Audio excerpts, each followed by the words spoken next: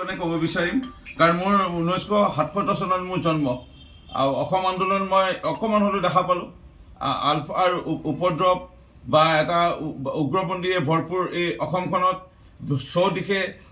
অসম ভাগ ভাগ কৰিবলৈ বিচৰা আদিবাসীসকলে নিজৰ ন্যায্য দাবীত বন্দুক তুলি লোৱা বড়োসকলে ন্যায্য দাবীত বন্দুক তুলি লোৱা অসমীয়া মূলৰ খিলঞ্জীয়া লোকসকলে নিজকে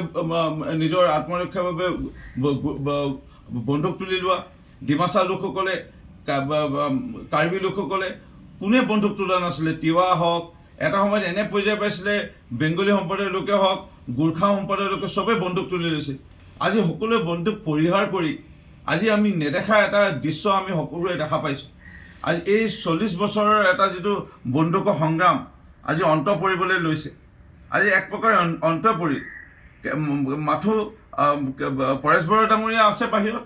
আমি পৰেশ বৰা ডাঙৰীয়াক মই মাজে মাজে ফোনত কথা পাতোঁ তেখেতক ছাৰ বুলি সম্বোধন কৰোঁ সদায় ভালদৰে আমি কথা পাতি আহিছোঁ তেখেতক পুনৰবাৰ আমাৰ আহ্বান জনাই মাননীয় মুখ্যমন্ত্ৰী ডক্টৰ হেমন্ত বিশ্ব শৰ্মাই বিভিন্ন মঞ্চৰ পৰা আহ্বান জনাই আহিছে